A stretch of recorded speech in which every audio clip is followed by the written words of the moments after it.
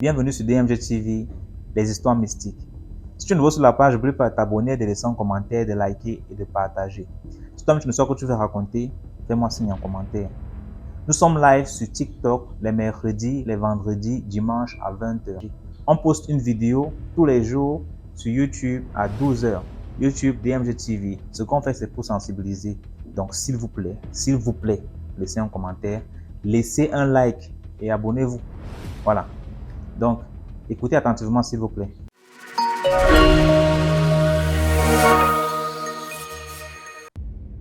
Bonsoir DMG. J'espère que tu vas bien. Non, ça va et toi? Je vais très bien, merci.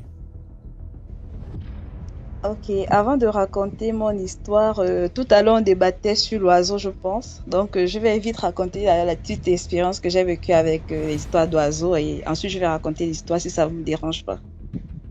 D'accord. Donc, j'étais en première au Cameroun chez ma tante à Yaoundé. C'est comme ça que pendant à l'approche de l'examen, au fait, tu sais, avec les examens, tout le monde est plongé, surtout un examen comme le probatoire, c'est stressant. Donc, on faisait des cours, on étudiait en fait avec des amis. À un moment donné, je pense à 2 semaines de l'examen, j'avais des violents maux de tête, vraiment des violents maux de tête. C'est du genre, on ouvrait mon cerveau, au fait. C'est comme si la tête se coupait en deux.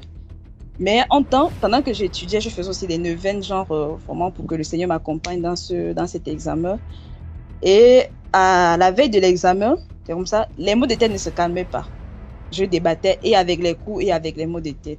Donc, à la veille de l'examen, je suis assise à la terrasse avec ma tante. Je sais même pas de quoi on parlait. Et la terrasse était vraiment une terrasse fermée quand même avec des grilles, quoi.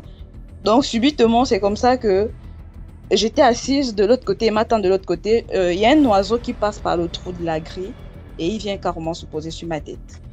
Il s'est posé sur ma tête peut-être pendant 1 minute. Hein. J'ai dit, mais j'étais vraiment genre comme si on m'avait hypnotisé, quoi. Après, il est reparti. Quand il repart, il a laissé des trucs comme de l'eau sur ma tête. C'est comme ça que j'ai dit, mais attends, je suis tout stressant. Il dit, mais à la veille de l'examen, on connaît tous nos familles africaines, genre, avec la sorcellerie. Pour moi, j'ai d'abord vu ça comme du mystique, quoi. J'ai dit, mais ça, c'est quelle histoire? J'ai d'abord mal à la tête. Et ensuite, à la veille de l'examen, voilà l'oiseau qui vient encore se poser sur ma tête. Donc, j'étais là, je me lamentais. Ma tante me dit, oh, faut pas te lamenter, remets-toi entre les mains de Dieu. Et après, tout, c'est Dieu qui décide, au fait. Donc, c'est comme ça que, malgré ça, quand je vais même composer mon examen, j'avais quand même un peu peur que, parce que pour moi, si j'ai choisi, en tout cas, je devais dire, c'est sûrement l'oiseau qui est venu se poser sur ma tête le jour de l'examen, à la veille de l'examen, au fait. Mais Dieu merci, j'ai eu mon probatoire et voilà, c'était toute une joie pour moi, en tout cas. Donc, c'était un peu la petite expérience par rapport aux oiseaux et leur sel, au fait. Donc, vous dites qu'il y a parfois aussi, peut-être chez d'autres personnes, c'est mystique et chez d'autres personnes, peut-être c'est aussi, c'est la chance, quoi. Bon, toi, tu prends souvent le petit. Bon, j'ai dit, c'est ton papa qui est sur le profil là. Ouais, c'est même pas mon père. J'aime le mood du répétit. Ouais, comment tu vas? Je vais très bien. Ok, on dit Twitter. Merci beaucoup, Atina. Mais depuis que je suis là, les gens passent avant moi, pourtant moi je suis là depuis. C'est quoi? C'est ce que j'ai expliqué la dernière fois, que je ne vois pas celui qui est venu avant et celui qui n'est pas venu avant. Donc, c'est souvent les gens dans les commentaires qui me disent. On voit en fait. Oui, moi je ne vois pas. C'est ça que j'ai expliqué, que dans les commentaires, quand je m'apprête à prendre quelqu'un, c'est à vous de me signaler qu'en fait c'est telle personne qui est là avant telle.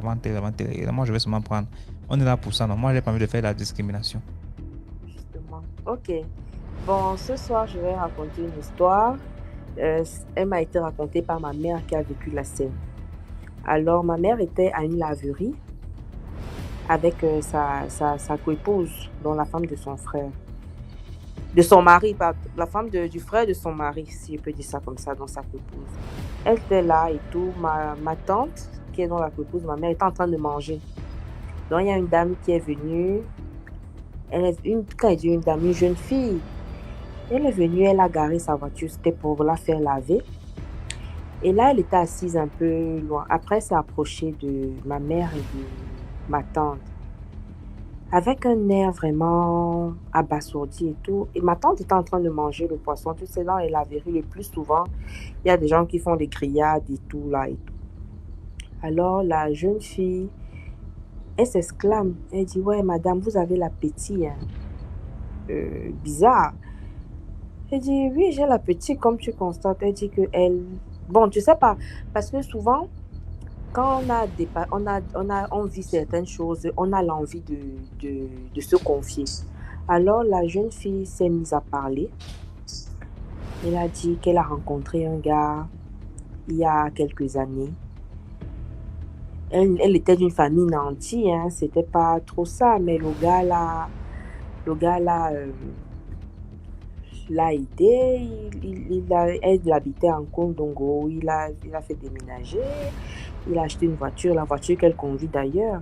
Mais elle était étonnée que malgré tous les présents de ce dernier, il n'a jamais voulu coucher avec elle. Parce qu'il faut qu'on se l'avoue, hein. Quand un gars nous plaît, on est avec ce gars. Du moment où le gars ne nous demande pas les trucs, on a envie de lui donner ça pour récompense, en fait, pour compensation. Donc, elle est très intriguée du fait que le gars ne la désire pas et tout. Ça la dérange. Le gars, elle fait même pas du problème au gars. Le gars lui dit, c'est pas le moment viendra, machin. Mais elle est étonnée, elle trouve bizarre. Bon, quelques temps après, elle se décide de droguer le gars. Elle viole parce que on dit que l'acte sans consentement d'un partenaire, c'est du viol. Alors, elle viole le gars. Tu as suivi depuis que je raconte là? Il mange le coquille, mon frère.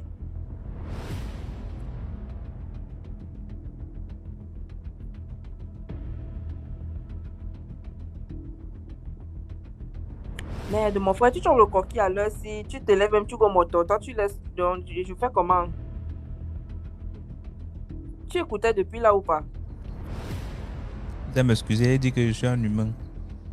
Je suis en train de travailler déjà à 19h45. On ne veut pas savoir. Après, je suis rentré.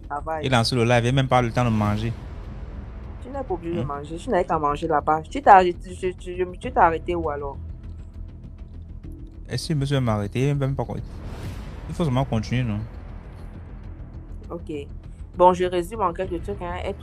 Elle explique donc à ma tante et à ma mère. Elle dit, vous avez de l'appétit. Elle se met dans se confier. Elle dit qu'elle a rencontré un gars. Le gars, il a fait quitter Dongo où elle était pour un quartier chic. Et il a acheté une voiture, la voiture qu'elle venait faire laver justement et tout. Mais que le gars n'avait jamais demandé à coucher avec elle. Alors, elle trouve bizarre parce que, comme je disais, il faut se l'avouer, nous les gars, quand un gars nous plaît, on est avec ce gars.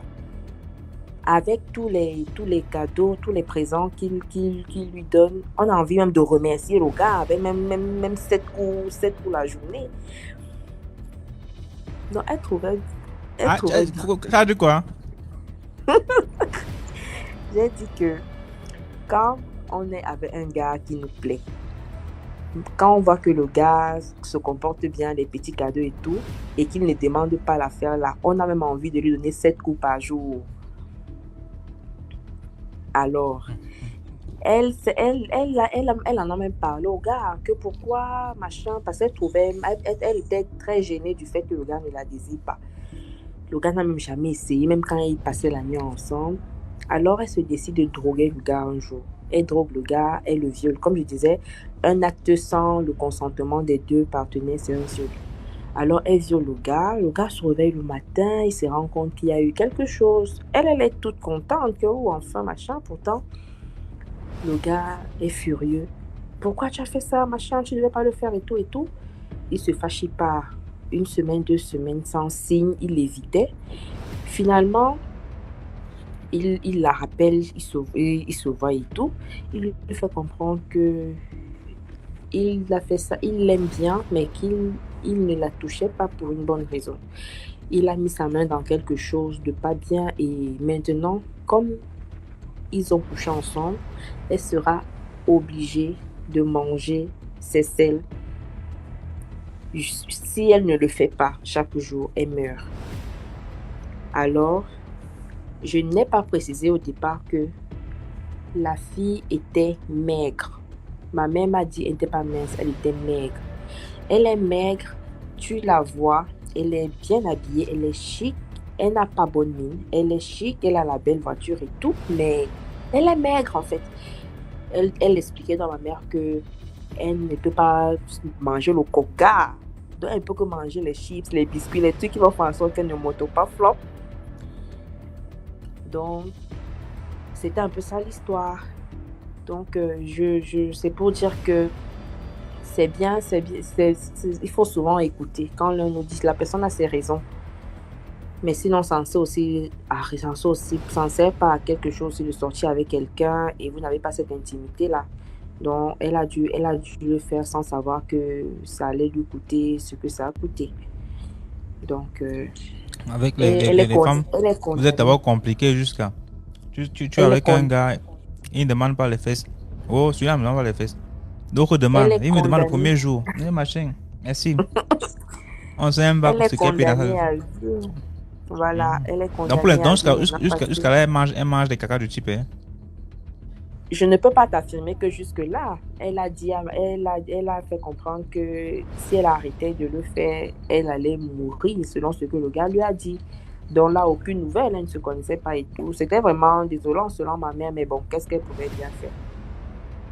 Dès qu'on a fini de laver, là, elle a démarré sa voiture, elle est partie. Mais ma mère m'a dit qu'elle a beaucoup pleuré, donc elle se confie en fait. Parce que je crois que c'est dur, gars. Tu vas faire un bon plat de corps, on fait un bon plat de trucs, tu n'arrives pas à manger. Imaginez maintenant qu'il y a un autre dragueur là dehors qui est en train de t'embrasser ça. Pendant qu'elle finit de mettre ses caca, là, il vient me faire des bisous. Ah, vraiment, on souffre. C'est aussi ça. Voilà, merci, c'était tout pour moi. Merci beaucoup pour l'histoire.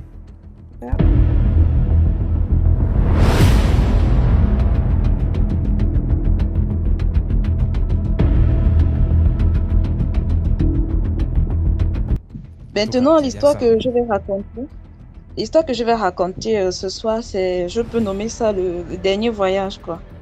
C'est l'histoire de deux frères. C'est l'histoire de deux frères dans une province ici au Gabon. Bon, nous ici, on parle en termes de province et au Cameroun, ce sont des régions. Ils vivaient dans une province, donc dans un village du Gabon. Et c'est comme ça qu'ils ont eu leur baccalauréat. On sait tous que des jeunes, quand ils ont leur baccalauréat, il faut aller en ville pour étudier pour leur cycle universitaire. Donc c'est comme ça qu'au moment du voyage, ils sont dans le bus et on connaît tous l'ambiance du voyage. Il y a ceux qui font le désordre, il y a ceux qui prêchent, il y a ceux qui chantent, il y a ceux qui sont calmes avec des écouteurs aux oreilles. Donc le frère de celui qui raconte l'histoire, il était au Shabbat. C'est comme ça que comme lui, il était toujours de nature très chaud, très bavard et son frère qui raconte l'histoire, il était tranquillement, il observait la nature, il observait la nature en tout cas. C'est comme ça à un moment donné, il dit qu'il se retrouve dans un noir. Bon, le noir là, c'était qu'ils ont fait un accident quoi. Et quand il fait l'accident, heureusement, personne n'est mort dans cet accident, donc tous sont sortis quand même vivants. Dans le moment que le chauffeur va chercher de l'aide en ville pour venir avec un autre véhicule pour prendre les voyageurs, la nuit, malheureusement, on leur a trouvé là. Et il y avait des habitants, c'était un petit village, il y a certains habitants qui se sont proposés d'aider ces voyageurs, genre venez dormir pour que le jour, quand le jour va arriver, pour que quand la voiture. Donc, il y a certaines personnes qui ont opté d'aller dormir. Je pense 3 personnes avaient opté d'aller dormir chez ces gens. Et le reste, ils ont dit non, par mesure de prudence et autres, ils ont préféré dormir dans le bus, donc casser des sièges et dormir. Et le matin, maintenant, quand son frère et les autres qui ont dormi dans cette maison reviennent, ils constatent qu'ils sont tous pâles, ils sont tous bizarres. C'est comme ça que le narrateur demande à son frère mais qu'est-ce qui se passe? Connaissant son frère de nature, toujours bavard, très chaud, il a vraiment trouvé très calme et autre. C'est comme ça que son frère lui raconte que là où nous sommes allés dormir, il y avait une photo d'une blanche au fait dans cette chambre-là. Et la nuit, apparemment, quand on dormait, cette femme est sortie de cette photo et elle est venue abuser sexuellement de moi. Lui pensait peut-être que c'était une blague. Ils sont aussi rapprochés de ceux qui ont dormi dans cette maison-là ce soir-là. Les autres ont dit effectivement, c'est ce qui s'est passé dans cette chambre-là. Il y avait cette photo et la photo de cette blanche-là. Cette photo, il y a une femme qui est sortie dans cette photo et qui a abusé sexuellement de nous. C'est comme ça que ils ont dit, en tout cas, ils ont dit, c'était peut-être une femme de nuit et autre de passage, hein, comme on a toujours l'habitude d'avoir des femmes et des hommes de nuit, quoi. Ils ont continué le voyage parce que le nouveau bus est arrivé. Mais tout au long du voyage, son frère qui avait vraiment l'air toujours bavard, toujours très chaud, était vraiment très calme. Et ça dérangeait un peu son frangin que, mais mon frère, il n'est pas de nature ainsi. Pourquoi est-ce qu'il devient subitement calme jusqu'à ce qu'ils arrivent à Libreville? Quand ils arrivent maintenant, ils constatent que son frère, qui est toujours de nature très bavard, il est très calme, très posé. Son frère lui demande, mais qu'est-ce qui ne va pas? Je constate que depuis qu'on a voyagé, avec l'histoire que tu m'as racontée, tu as vraiment changé, tu deviens bizarre. Il dit effectivement, parce que cette femme qui avait abusé de moi, elle me suit partout et elle me dit des choses que je ne dois pas révéler parce que si je révèle, je vais mourir. À beau sonder comment le frère n'arrivait pas à parler, voilà ce qu'elle me dit ou bien voilà où elle m'amène. Il a peut-être fait 4 jours ainsi et le 5e jour, sa mère est venue le retrouver mort dans la chambre. Et quand on le retrouve mort, on constate que son pénis était du genre comme si on avait tiré le sang sur son pénis au fait. Donc le pénis n'était pas normal, c'était genre comme si on avait tiré, c'était tout rouge et autres. Comme ça qu'ils sont allés un peu à l'agence se plaindre au fait auprès de l'agence, genre voilà ce qui s'est passé, voilà ce que notre frère a raconté. Et c'est comme ça que les gens de l'agence leur disent également qu'effectivement, les 3 gars aussi avec lesquels ils ont dormi dans cette maison ce jour-là ne sont plus en vie. Donc aujourd'hui, il y a 3 personnes qui ont perdu la vie comme ça là, parce que à cause de l'imprudence. Donc c'était un peu ça la petite histoire au fait au cours d'un voyage.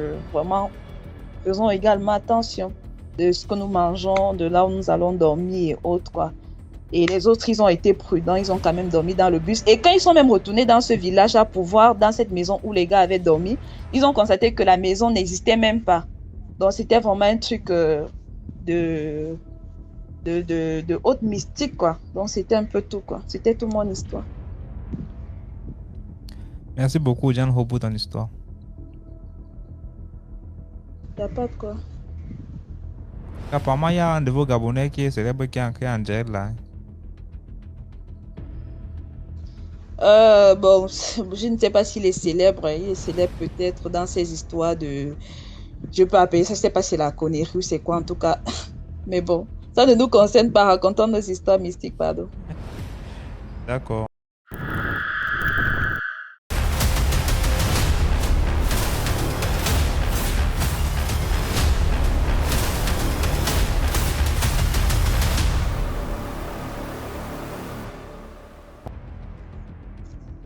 Bonsoir, fille Allô? d'Ésion. Et bonsoir. Bonsoir. J'espère que tu vas bien. Alors, moi, Oui, je vais super bien, merci.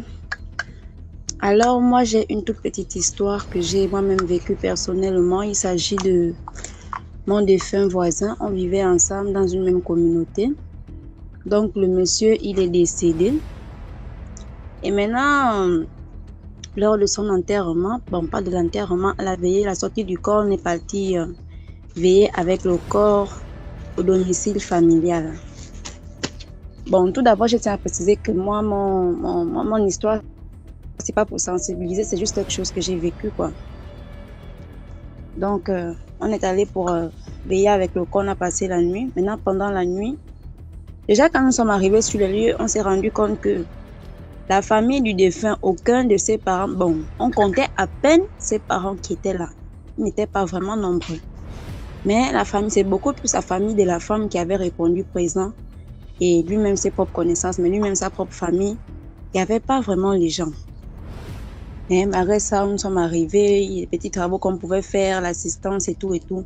Donc, on était là.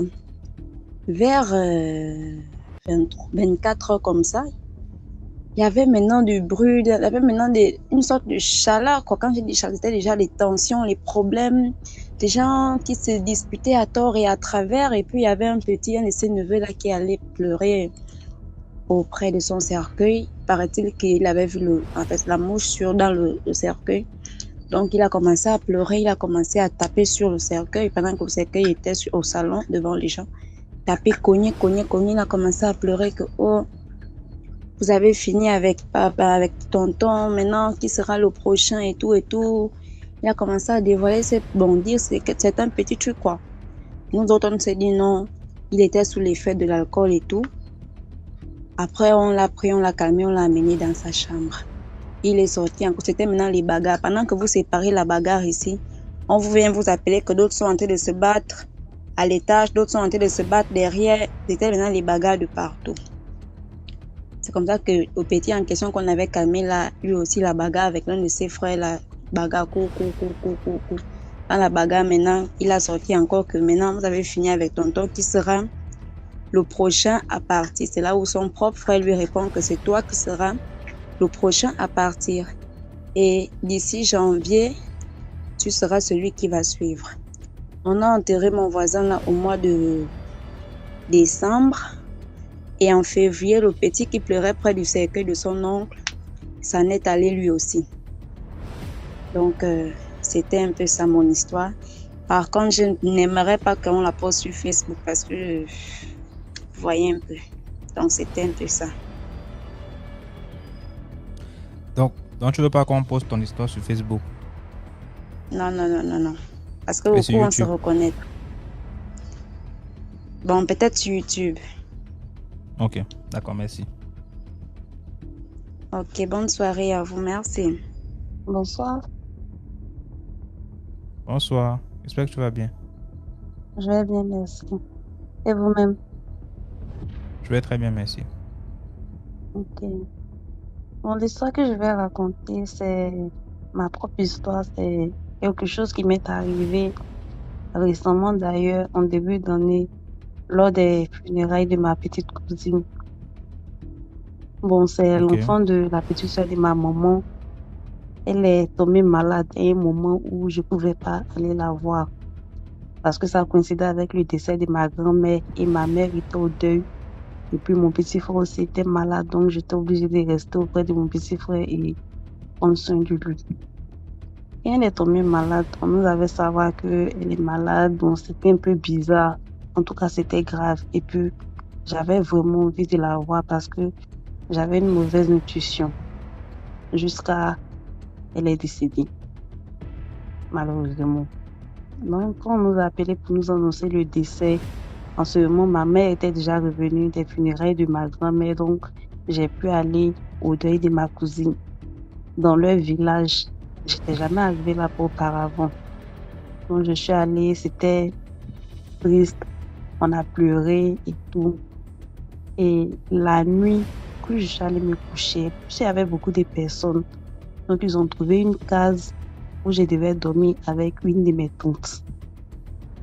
Donc, je suis allée me coucher. Avant d'aller me coucher, j'avais demandé à regarder ces photos parce que il y avait vraiment longtemps qu'on ne s'était pas vu et tout et tout. Ça me faisait mal qu'elle soit partie sans que je puisse la voir.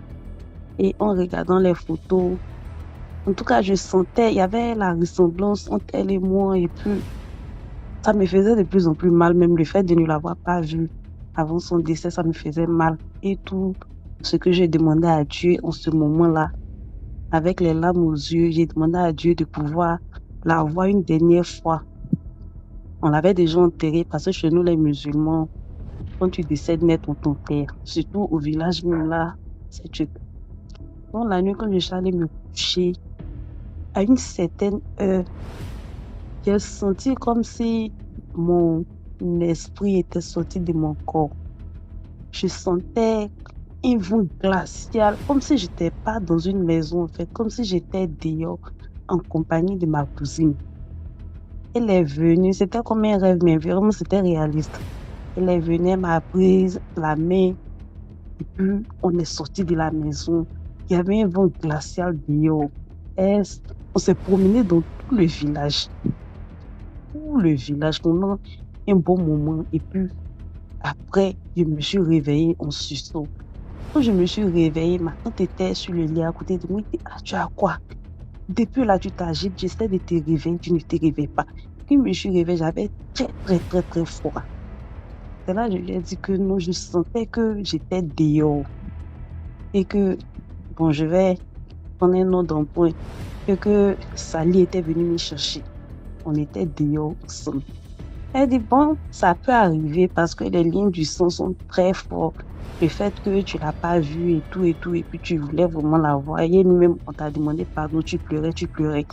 Peut-être que c'est pour ça qu'elle est venue te chercher, vous êtes allé vous balader un peu. faut pas pleurer. J'ai commencé à pleurer encore. Elle m'a fait taire. Mais le lendemain, c'était les funérailles, les sacrifices. On a fait les sacrifices. Après, j'ai fait 2 jours encore au village là-bas. Je me promenais souvent dans le village avec mes cousines. Mais partout où je suis arrivée, c'était pas des endroits étrangers encore pour moi. C'est comme si j'étais déjà passée par là avant. Pourtant, j'étais jamais arrivée au village là-bas. Et ça m'a très, très, très, très émue. Jusqu'au jour d'aujourd'hui, voilà, c'est une petite histoire. Comme pour dire que les morts ne sont pas souvent morts. Ils nous voient, ils savent ce que nous ressentons, quoi. Tout dépend des liens avec le défunt. C'est un peu ça, mon histoire.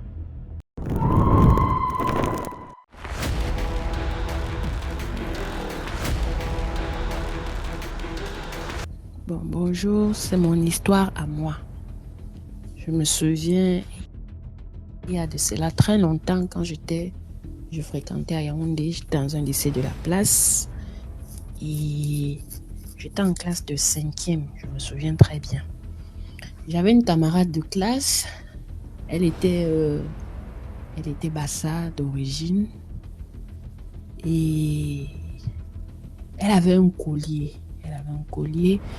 qui était type collier un peu africain, quoi. Donc, c'était un peu comme avec des bois sculptés et tout. Donc, voilà, moi j'ai aimé, j'ai kiffé son truc, quoi. Donc, je lui dis, est-ce que waouh, c'est beau et tout. Elle me dit, tu veux aussi ça?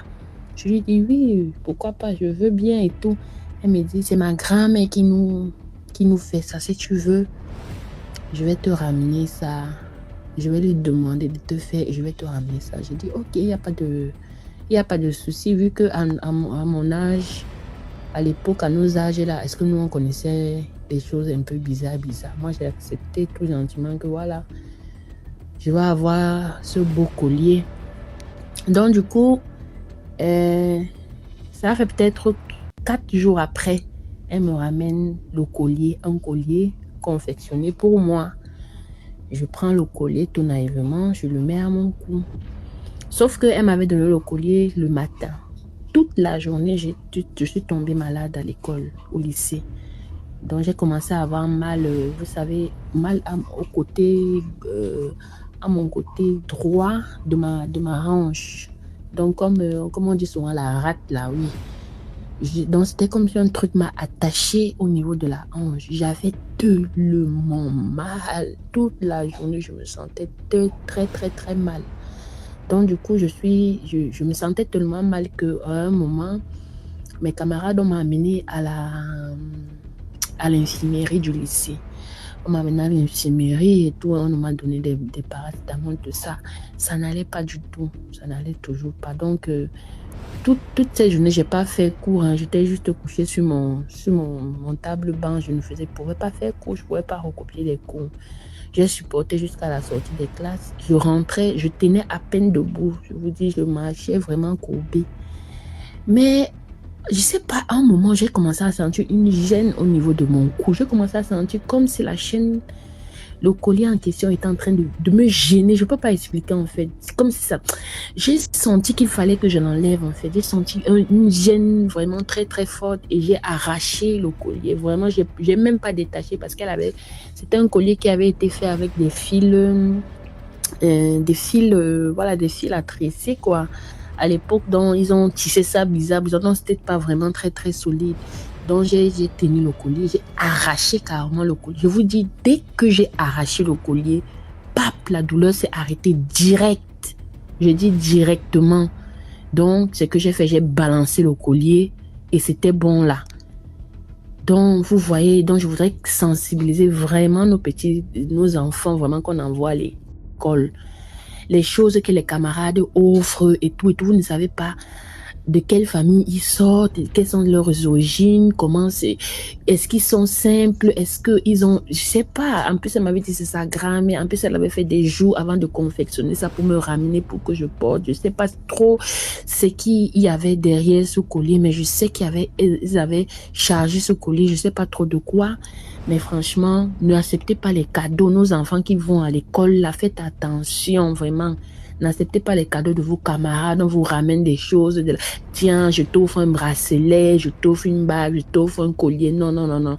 Vraiment, si moi, je n'avais pas vraiment mon esprit fort, parce que moi, j'ai un esprit fort. Moi, voilà, je suis née comme ça. Si je n'avais pas eu cet esprit fort qui m'avait amené à arracher le collier, peut-être que ça m'aurait fait un truc vraiment plus grave que ça. Donc vraiment, c'était mon histoire que je tenais à partager.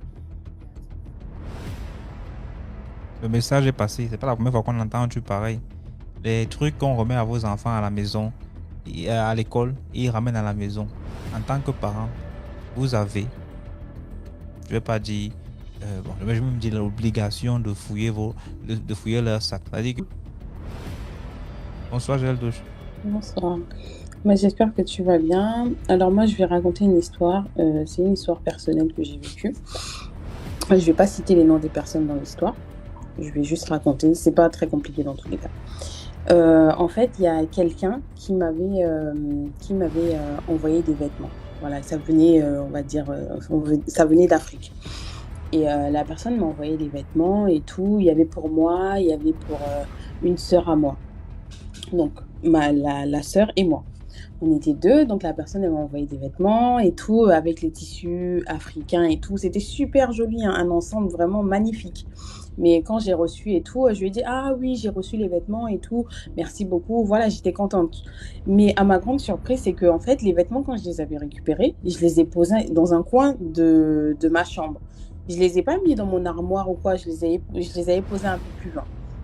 Et c'est resté là. Une semaine est passée, 2 semaines, 3 semaines. Après, la personne, elle me dit « Ah oui, mais les habits que je t'avais envoyés, est-ce que tu les as portés? T'as essayé? Est-ce que ça te va? Voilà, machin. » Après, je lui ai dit « Ah ouais, j'avais oublié complètement que voilà. » Enfin, je lui ai pas dit que j'avais oublié, mais je lui ai dit « Ah oui, c'est vrai que j'ai pas encore eu le temps d'essayer, mais t'inquiète pas, je vais essayer. » Mais il s'avère que moi, j'avais posé les vêtements là-bas et en fait, dans mon intuition, je ne le sentais pas d'essayer les vêtements, en fait. Je sentais pas qu'il fallait que j'essaie les vêtements. Et après, en fait, ce qui s'est passé, c'est que il y a quelqu'un, on a emmené les vêtements. Enfin, comme je sentais pas les vêtements, je voulais pas essayer, je voulais pas aller à l'encontre de mon ressenti. Ce que j'ai fait, c'est qu'on a emmené les vêtements à la prière. Voilà. Et en emmenant les vêtements à la prière, il s'avère que, voilà, les gens qui ont prié dessus, ils ont dit que le vêtement, il était envoûté, en fait. Il y avait quelque chose dedans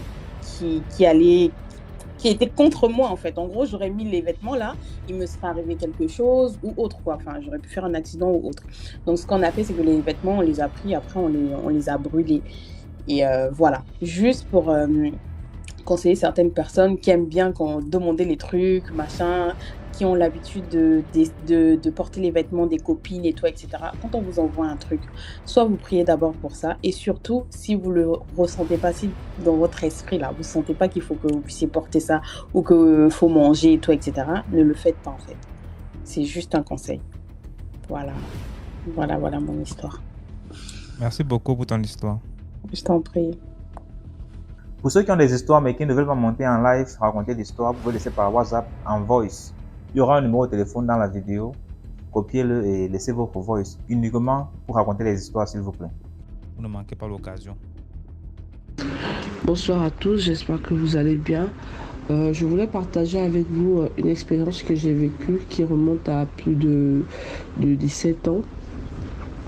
À l'époque, je vivais à Port-Gentil, je suis gabonaise, je vis au Gabon, donc dans la province de Port-Gentil. J'ai rencontré un jeune homme à l'époque, Port-Gentil est la capitale économique du Gabon et le pétrole est l'une des richesses qu'il y a au niveau de Port-Gentil. Donc j'ai rencontré un jeune homme qui très bel homme, il travaille dans le pétrole, il est pénosas et tout. Voilà, c'est le diamant quand tu tombes sur quelqu'un comme ça. Donc lui, le gars et moi, on se fréquente un peu tout le temps. Et après, des vrais sentiments s'installent, on décide de sortir ensemble, d'être en couple. Avant de continuer, je tiens à souligner qu'elle a dit que mon histoire a des caractéristiques sexuelles et je pense qu'il est bien d'en parler, ça peut aider plusieurs filles. Donc, n'allez pas dire que je n'ai pas écouté l'histoire avant, on écoute tout ça ensemble, c'est en live, tu vois. C'est ça. Donc, je vais continuer.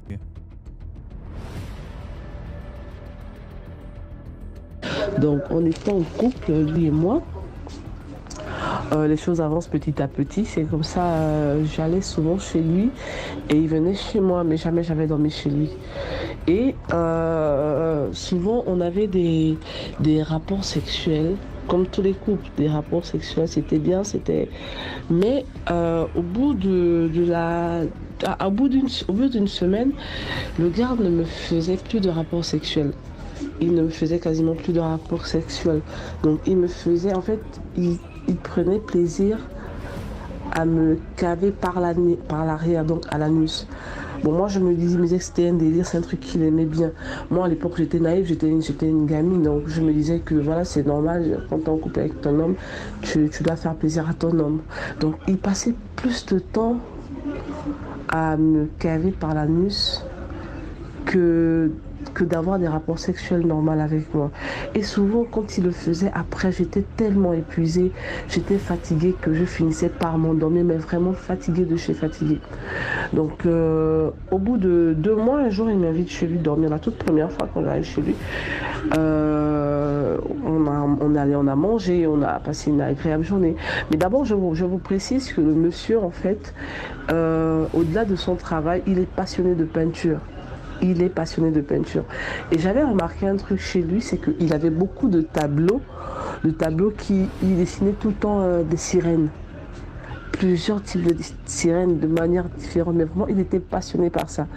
Moi, je disais, mais il me dit non, en fait, il est passionné par cette créature que personne ne maîtrise, nanana. Bon, bref, après, moi, j'ai zappé, je me suis pas accentuée là-dessus. Donc, la soirée auquel je vais dormir chez lui, on mange, on suit la télévision et tout, parce que lui louait une grande chambre américaine. Quand tu rentres, automatiquement tu as le petit salon qui est là. Au fond de la pièce, tu as le lit. Du côté droit, tu as le meuble du salon et tout. Après, tu as la porte de la douche. Mais devant la porte de la douche, il y a le lavabo de douche avec le miroir.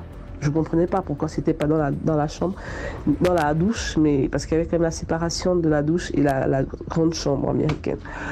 Donc, bon, c'est sa maison, je ne vais pas juger pourquoi elle était comme ça. Donc, ce soir-là, on a fini de manger. Après, je me suis brossé les dents et on a eu des rapports comme d'habitude. On a commencé bien. Après, moi, je me plaignais parce que je disais, mais je trouve plus, on n'arrive plus à avoir des rapports sexuels normaux. Il me disait, mais écoute, moi c'est mon truc, j'atteins mon orgasme comme ça. Donc il m'a refait la même chose qu'il faisait depuis un bon moment. Donc me caver par l'anus pendant des heures et des heures et des heures et des heures. Et je me suis endormie. Maintenant, pendant mon sommeil, j'ai fait un rêve, j'ai fait un songe. Mais le rêve était super étrange. Super étrange. Il y a ces types de songes où tu as l'impression d'être éveillé, de vivre la chose réellement. Il y a le songe où c'est le songe, tu es inconscient, mais il y a ce type de songe-là où où c'est tellement réel, tu ressens la chose, mais de manière réelle. Donc, moi, dans mon songe, tu me réveilles normalement, parce qu'il y a quelqu'un qui toque à la porte, donc je me réveille, j'ouvre la porte, ça c'est dans mon songe, j'ouvre la porte, et il y a une femme qui est devant la porte, elle me dit bonsoir, je réponds oui, bonsoir. Est-ce que le monsieur, on va l'appeler Guy, est-ce que Guy il est là? J'ai dit oui, il est là. Donc moi dans le songe, je ne sais pas qui est la dame, je ne sais pas quel rapport ils ont, et après, je vais vers le lavabo, pour me mouiller un peu le visage parce que j'avais chaud. Ça, c'est dans mon songe. Quand je tourne le dos à la dame, à un moment, je sens mon corps se glacer. Parce que la dame s'approche de moi. En fait, j'ai pas eu le temps de vraiment regarder son corps intégralement, ni son visage. Mais ça s'est fait tellement vite. Tout ça, c'était dans le songe. Ça, c'est tellement... Quand j'ouvre la porte, elle rentre. Moi, je tourne le dos. J'ai pas prêté attention à la dame. Mais mon sang s'est glacé, mon corps s'est glacé. Et j'avais du mal à respirer. J'avais l'impression que l'on me tire. En fait, on m'aspirait toute l'énergie que j'avais. Donc, à un moment, je m'efforce à aller vers le lavabo pour essayer de me mouiller le visage, prendre un peu de l'eau. Mais en même temps, quand j'avance, la femme derrière moi, elle me chuchote à l'oreille que oui, vous pouvez tout faire ensemble, mais sache que c'est mon mari, lui c'est mon homme. Fais tout ce que tu veux, mais lui c'est mon homme, il m'appartient. Donc je m'efforce à avancer vers le lavabo, j'ouvre le robinet, je regarde à travers la glace, donc, parce que quand tu es devant le lavabo, derrière toi c'est directement le lit. C'est directement le lit. Donc je regarde à travers la glace et je vois le gars est en train de s'amouracher avec la dame. Mais quand je regarde bien à travers le miroir, c'est pas un être humain en fait. Moi, j'avais vu d'apparence une femme, mais ce n'était pas un être humain. Et j'avais comme l'impression qu'elle aspirait de la lumière en lui. Elle aspirait de la lumière en lui. Ils étaient en train de s'embrasser, elle était en train de le lécher. Moi, je regardais ça à travers le miroir et au fur et à mesure, je m'affaiblissais. Et c'est à ce moment que je n'arrêtais pas de crier, Seigneur, Seigneur, donne-moi la force, Seigneur, donne-moi la force, donne-moi la force, donne-moi la force. Et je me suis réveillée en sursaut. Quand je me réveille en sursaut, le gars, il est assis, il me regarde. Mais je transpire à gouttes parce que le réflexe que j'ai, c'est de me lever justement, aller mouiller le visage parce que je me sentais tellement faible et affaiblie. Je me sentais tellement faible. Je manquais de souffle, je manquais d'énergie. Donc je suis allée m'abreuver. Le gars me regarde. Il me demande, tu reviens d'où? Je pose la question, je reviens d'où, c'est-à-dire? Il me dit, non, je te demande où tu reviens. Je dis, mais on est dans ta chambre. Je reviens d'où, c'est-à-dire? Tu es assis, tu vois comment je me réveille à peine. Après, bon, je m'abreuve et tout. Après, je m'allonge, je dors. Le matin, le gars m'accompagne chez moi, il démarre le véhicule, on arrive, il me dépose. Mais le gars, il est en colère. Il ne me parle plus. Je pose la question, mais lui, qu'est-ce que tu as? Le gars, vraiment, il est dans tous ses états. Je demande, mais qu'est-ce qui ne va pas? Le gars me dépose. Mais après, il m'envoie un message comme quoi, oui, tu as osé prendre mon téléphone dans la nuit, appeler ma femme. Et du coup, elle et moi, on a des problèmes parce qu'elle m'a menacée, que toi, tu l'as appelée, tu l'as menacée, tu l'as dérangée et qu'elle ne veut plus avoir affaire à moi. Je dis, mais ta femme, je savais pas que tu avais une femme, je savais pas que... Je lui ai posé la question, mais tu me parles, parce que j'avais pas fait le rapprochement sur le coup. Mais tu me parles de quoi? Ta femme, c'est qui? Elle est où? Je l'ai jamais vue, je savais même pas que... Je touche même pas à ton téléphone. Il me dit, non, tu as appelé quelqu'un. Il y a quelqu'un qui est arrivé, en plus, si tu l'as pas appelé, mais il y a quelqu'un qui est arrivé et ton esprit l'a dérangé à tel point qu'elle est partie, ça. Mais c'est après que je me rappelle du songe, mais dans le songe, j'étais affaiblie. Mais lui, il me fait comprendre que... Et jusqu'à présent, le gars m'avait bloqué, il ne m'avait plus jamais appelé. C'est pour vous dire que dans la vie, il faut faire attention. Il y a des hommes qui vont vous dire, oui, c'est un fantasme. Mais après, derrière ça, est-ce que c'est vraiment un fantasme? Est-ce qu'il n'est pas dans des pratiques quelconques? Est-ce qu'il ne travaille pas avec des esprits malsains pour soutirer les gens de l'énergie et autres? Donc voilà, c'est un peu mon histoire que je voulais partager avec vous. Soyons attentifs et demeurons dans la prière. Parce que c'est justement le Jésus que j'ai invoqué là qui les a tous déstabilisés. Voilà. Je pense que le message, moi j'écoute une première fois, mais le message a un bon fond. Je suis d'accord avec le message. On va dire, lu et approuvé.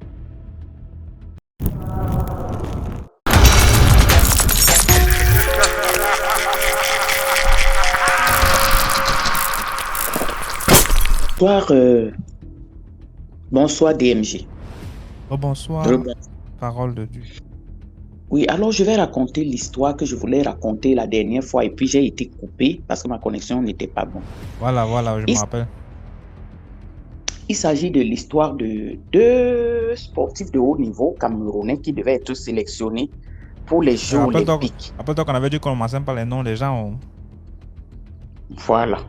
Ma mère compte beaucoup sur moi. Non, non, non. Ne t'inquiète pas, moi, je ne vais pas le faire. C'est quelque chose d'assez actuel, donc je ne vais pas prononcer les noms ni quel sport ils font. Alors, c'est des sportifs de haut niveau. On les mettait 2 à 2 par chambre. Les deux s'y dormaient dans la même chambre. Ils faisaient le même sport, mais pas dans la même catégorie. Et l'un des deux a une maman qui lui dit toujours, prie beaucoup avant de dormir. Quand on te met avec tes collègues qui font le même sport que toi, tu sais que vos milieux là, c'est louche. Mon fils prie avant de dormir. L'autre fils dit, oui, maman, j'ai compris, mais il ne prie pas. La première nuit, il dort, il se réveille fatigué le lendemain. Il ne comprend pas qu'est-ce qu'il a. C'est comme si on a absorbé son énergie la nuit. Il parle à sa mère. Sa mère lui dit, mon fils, je t'ai dit de prier. La deuxième nuit, il prie, il se couche, il dort. Il rêve qu'on a mis quelque chose dans son lit qui dévore son énergie, bien cousu dans une peau de bœuf, comme tu sais ce que les marabouts courent souvent là. Bien cousu. Il se réveille le matin, il prie. Le lendemain, il fait le même rêve, mais cette fois-ci, il arrive à se réveiller. Effectivement, quand il se réveille, il trouve qu'il y a une sacoche bien cousue en peau de bœuf qu'on a déposée sur son lit, c'est collé à son corps. Et c'est bien collé sur lui, il se sent fatigué, il ramasse la chose, il met dans son sac à dos, il est peut-être 3 heures du matin, il s'en va à leur salle de conférence où ils se réunissent à l'hôtel où ils étaient.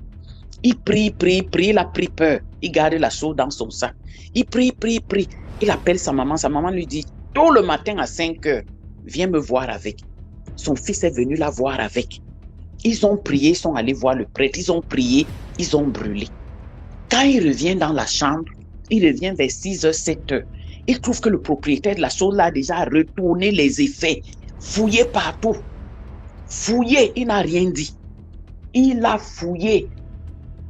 Il constatait que dès qu'il sort seulement un peu, son collègue fouille ses effets.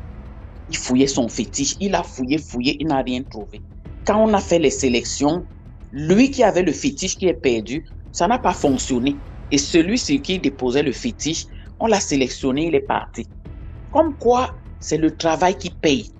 Toutes ces histoires de mysticisme et autres là, ça a une fin. Mais je conseille aussi les gens qui font le sport à un haut niveau de comprendre que c'est un milieu dangereux. Il ne faudrait pas qu'ils soient négligents. S'ils savent prier, qu'ils prient. On ne va pas dans ce milieu juste comme ça. Tu dis que tu comptes sur toi-même. Les autres ne comptent pas sur eux, mais parfois ils ne sont pas des gens simples. Donc voilà ce que je voulais raconter. Faites attention à vos vies et ne croyez pas que le monde est simple comme ça. Portez-vous bien, bonne soirée. C'est l'histoire que je voulais raconter. Merci beaucoup, parole de Dieu. Bonsoir, Prune. Tu as été élue première dauphine. Bonsoir. Bonsoir, j'espère que tu vas bien. Oui, je vais bien, vous. Je vais très bien. Ok, merci.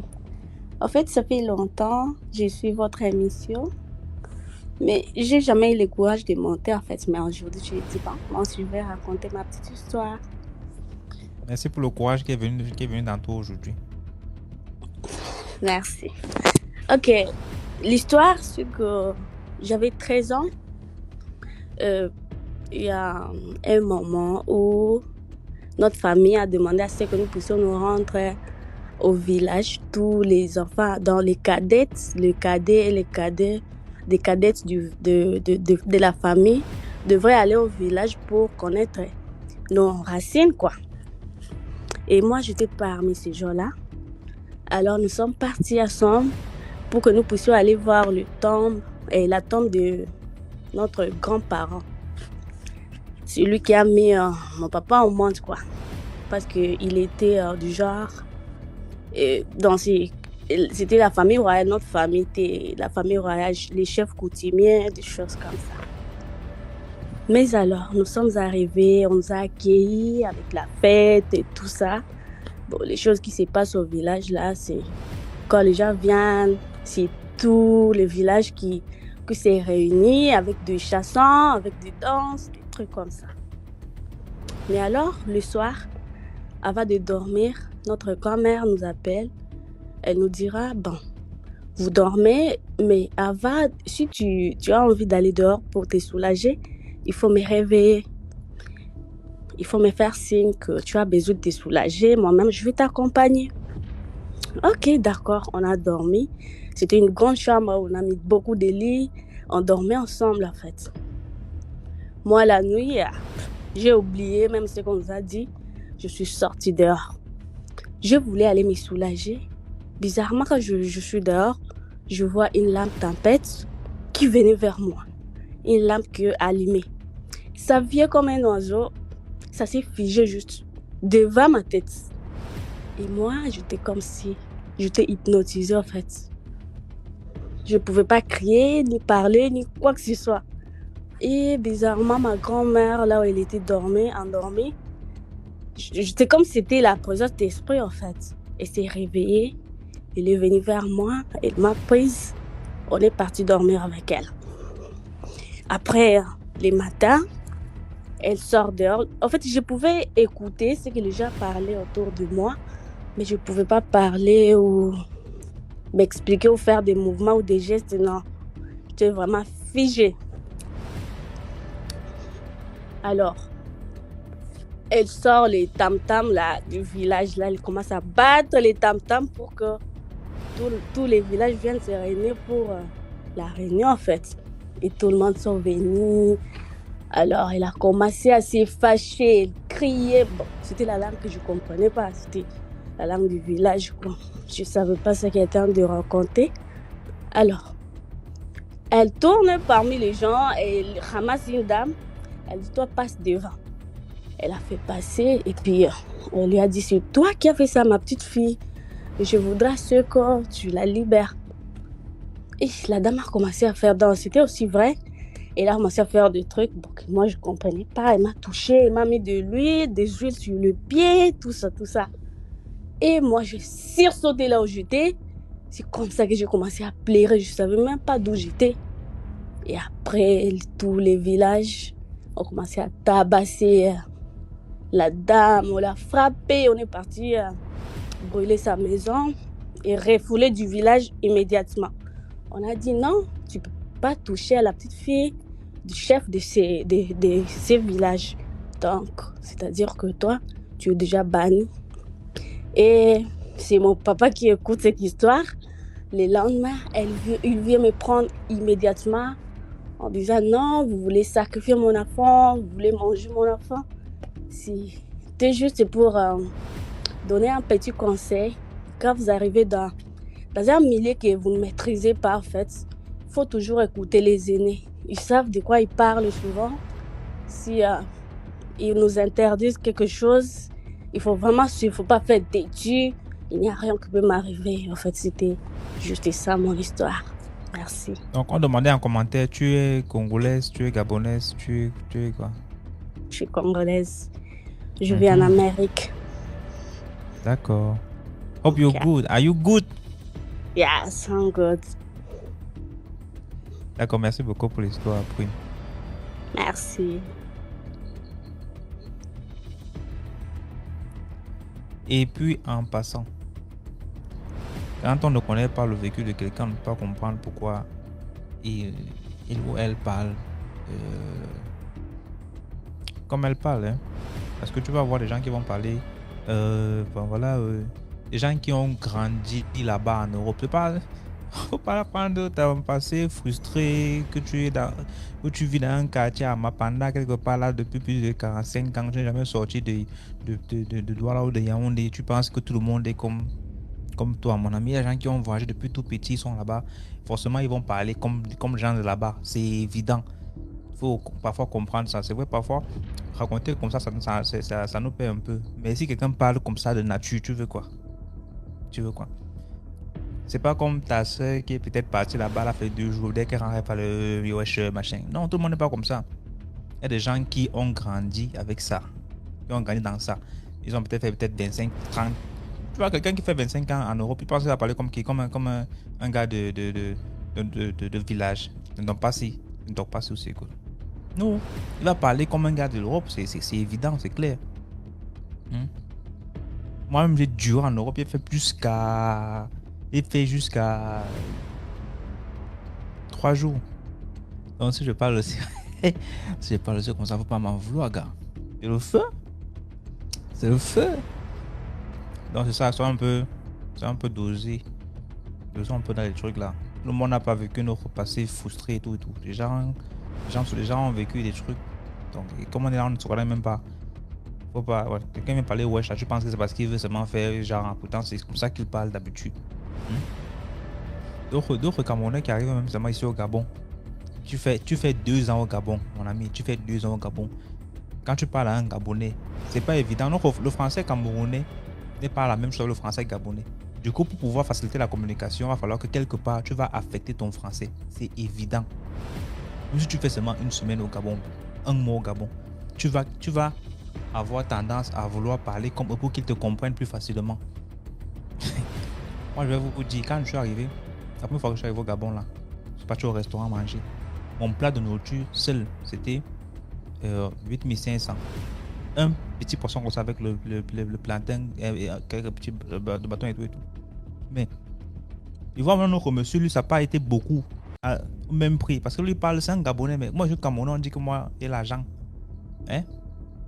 Même chose ici à Bouya, au Cameroun, tu vas manger le héros. Dès que tu arrives là, tu parles en français. On va te servir petit, c'est clair. Dès que tu dis que maman, put me héros en anglais là, on te passe ça, tu es un enfant de la maison, on te put ça flop. Tu penses qu'il va venir parler quoi la prochaine fois? Mon ami, mamie, avec pas cam, put ta héros, plein d'idées crazy, put it. Tu es obligé, c'est comme ça. Tu vas arriver dans un bureau en France, tu vas dire que je parle de ton français, que je veux go là-bas, demande le bureau là, tu vas parler comme les Français, c'est clair, on te demande même pas ton avis. Tu essayes, non? On va te classer comme une mauvaise chaussette. Tu vas Wanda. C'est comme ça. Après, c'est qui dans la tente là? Hey, il y a plein de héros. Hey. C'est la même chose partout. Un Gabonais arrive au Cameroun, si c'est qu'il veut manger bien, il va parler comme un Camerounais. Il va faire l'effort de parler comme un Camerounais. Sinon, on va le chop. Tu entres dans un taxi à Douala, tu dis que tu es Gabonais. Tu parles comme un Gabonais. Que. Je veux pas dire. On va te taxer très mal.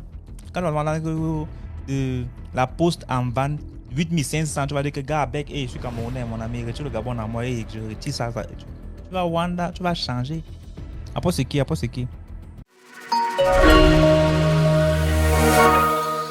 Bonsoir.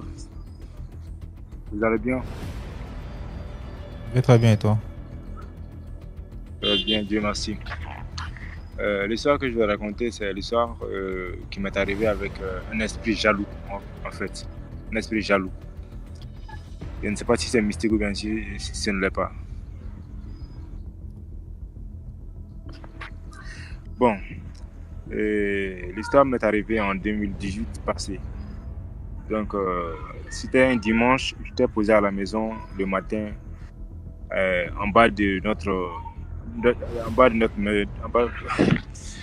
notre maison, puisqu'il y avait un coiffeur qui travaillait là-bas.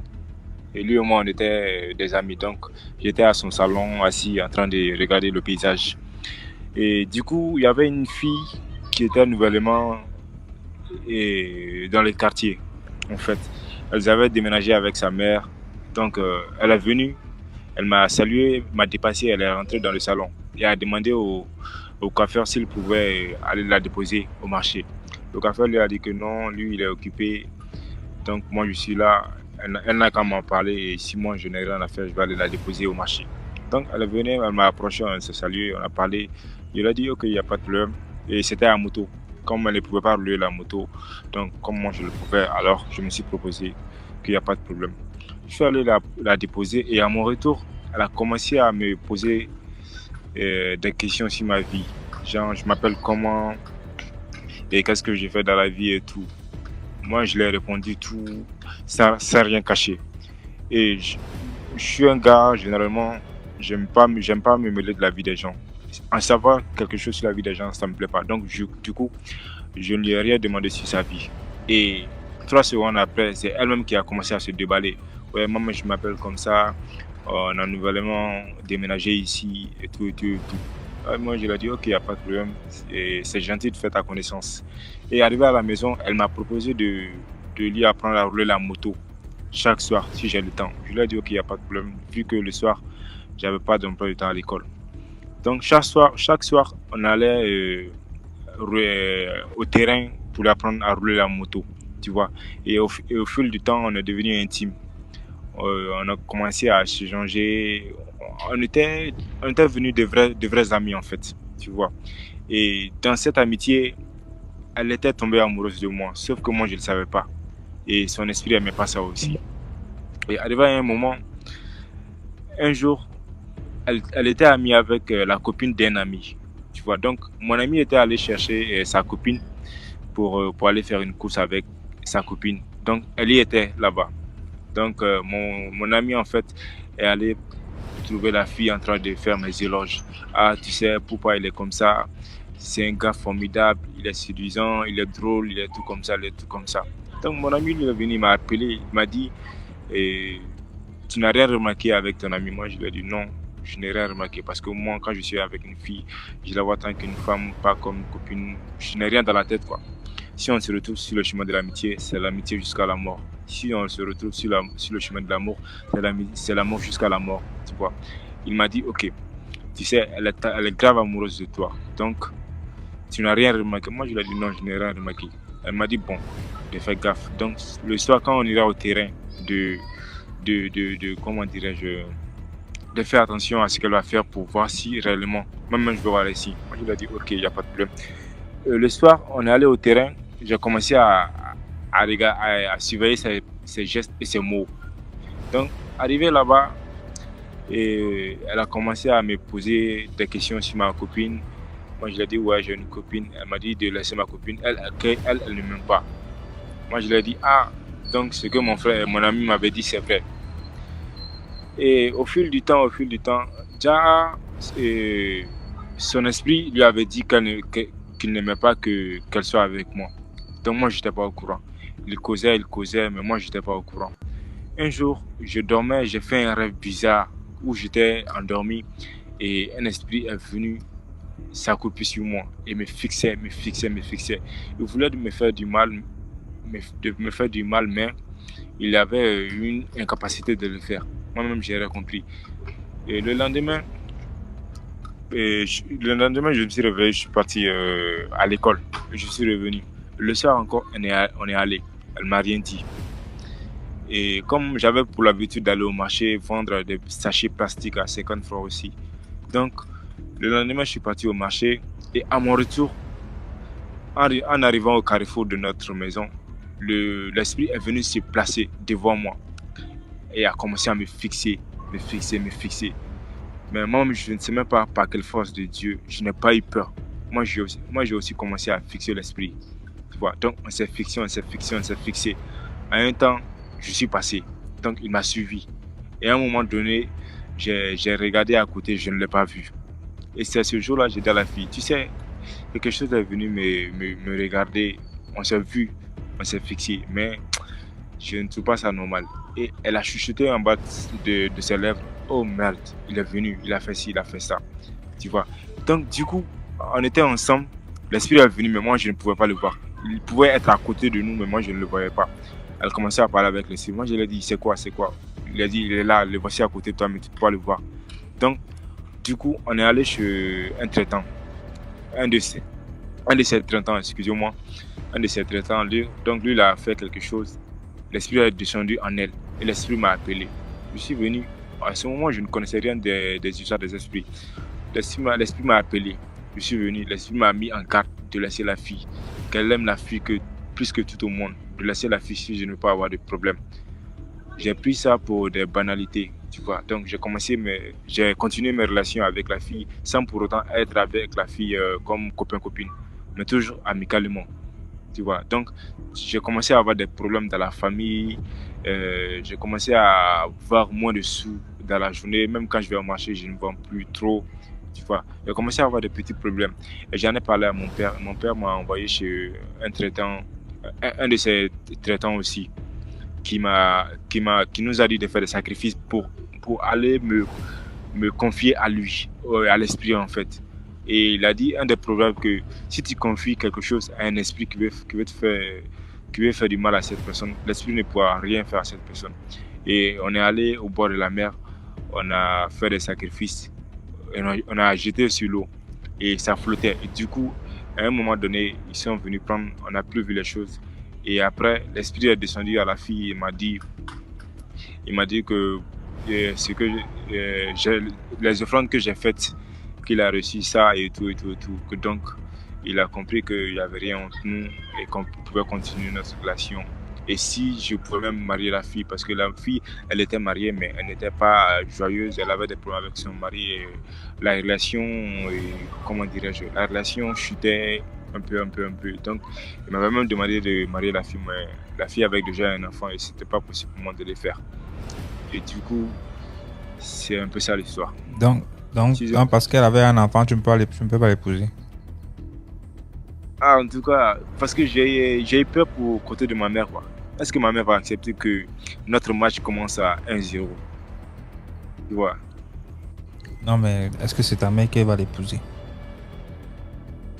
Bon, comme pour chez nous, l'avis des parents aussi compte plus que notre avis. Tu vois? Donc, concernant le mariage, si on doit se marier, c'est l'avis des parents qui viennent en premier et ainsi de suite. D'accord. Merci beaucoup pour l'histoire. D'accord. Donc, je voulais expliquer une petite histoire que j'ai vue à mon école quand j'étais en classe de seconde. En fait, c'était une soirée, un soir où on devait aller faire les épreuves physiques là. Maintenant, avant même les épreuves physiques, on était en classe et puis on a entendu, il y a des filles de seconde, de la classe de 3e et 4e qui étaient en train de crier, qui couraient dans l'école. Genre, vous voyez quand il y a un génie qui prend quelqu'un là, c'est-à-dire que en fait, mon fils est couché sur moi. Enfin, en fait, c'est couché. Non. Laisse-les commenter. Mais en même temps, mais il n'y a pas le lit là-bas. Donc, il se marque sur le sol. Si. Mais il veut coucher sur le lit, non? Il est couché. Comme ça, je vais pouvoir respirer facilement. Sinon, on pense que tu es en train d'étouffer là. Ok. Donc, je disais que il y a des filles de 3e et de 4e qui commençaient à courir dans l'école et qui criaient. Bon, comme moi j'ai beaucoup vécu avec mes tantes, mes cousines qui avaient beaucoup les génies là. Donc moi je me suis dit, peut-être que ce sont les génies qui ont pris les filles là. Mais au fur et à mesure que les filles tombaient, c'était pas elles seules. Quand une tombe, l'autre tombe. Quand une tombe, on peut dire qu'à peu près toutes les filles de 3e, de toutes les classes, de tous les niveaux en fait, 3e, 4e, elles tombaient et elles couraient dans l'école. Et maintenant, il y avait un jeune dans ma classe.